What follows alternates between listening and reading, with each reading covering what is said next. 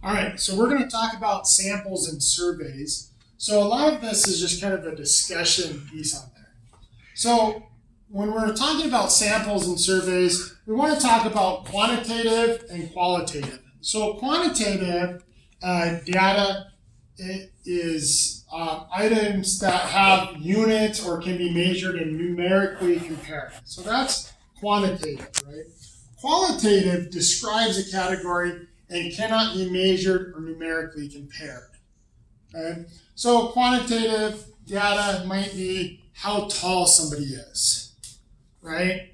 Qualitative data might be, describing movies or stuff like that. It's just description. Okay. So when we're talking about samples and items, let's talk about classifying data. So we're going to kind of look at qualitative or quantitative. Okay. So the first one is favorite movies. So is favorite movies, is that data qualitative or quantitative? So there's no real way to say, oh, this is your favorite. You're not going to put it as score. So this is qualitative data. Numbers of students in different schools who take Spanish. So now we're looking at the number of students. Number, we can compare that. It's a numerical thing, so that's quantitative. Football jersey numbers. Okay, so the data are numerical but not measurements.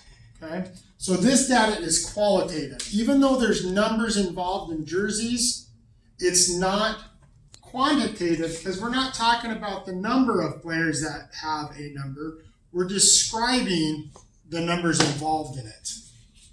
Okay? So when we're looking at data, we're going to look at two types of data. We're going to look at univariate and bivariate. So univariate just means it has one variable. Bivariate, two variables.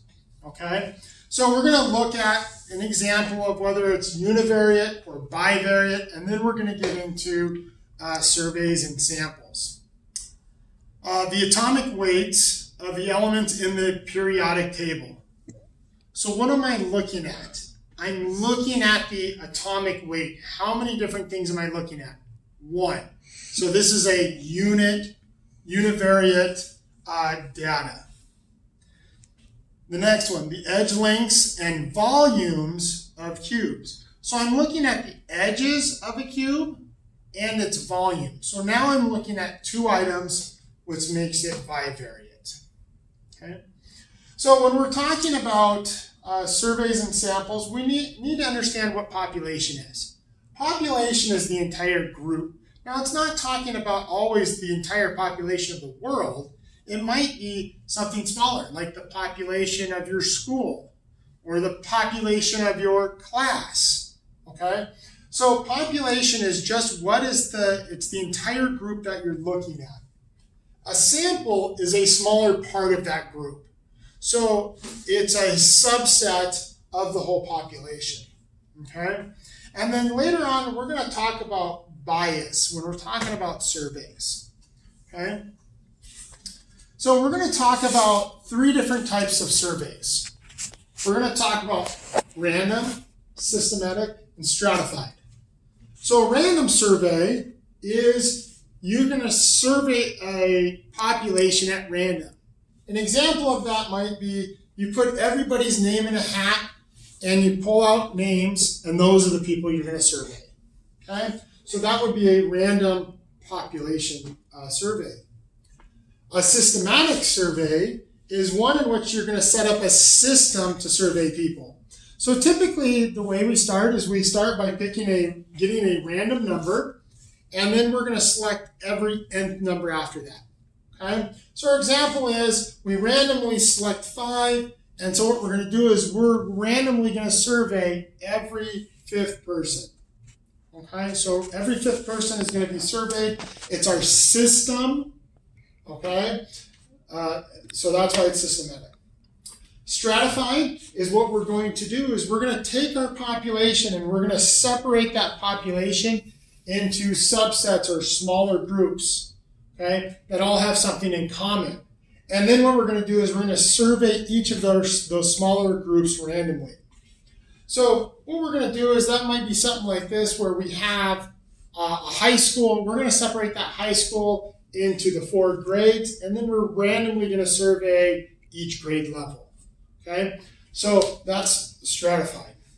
Okay, so we're going to choose a possible sample group here. You want to find out how many DVDs students at your school rent in a month. You interview every 10th teenager you see at a mall. What sampling method are you using? Okay, so you're randomly selecting every 10th teenager. Is that random? Well, it's not random because you're selecting every 10th. Is it systematic? Is it a system that you're using to find that person that you're going to select? Remember, so we're selecting every 10th person. It's a systematic survey. Okay. Now, bias. Bias is when a question contains an assumption that may or may not be true. You're putting some reference in there that's going to cause the question to be biased or not biased. So let's determine if this question is biased. A reporter wants to find out what kinds of movies are most popular with local residents. The reporter asks, do you prefer exciting action movies or boring documentaries? Is the question biased? Okay? So, is there some key words in there that are implying which way the question is wanting to be answered? The answer is yes. Remember, they put exciting action movies. So they're already saying that action movies are exciting, so you should like them. Boring documentaries. Boring meaning that you probably don't like them because you're not interested. And so that question has bias based on those 2 items. Okay? So that's samples. We didn't do a whole lot in here. Most of this section is just looking at different pieces of surveys, samples, determining bias.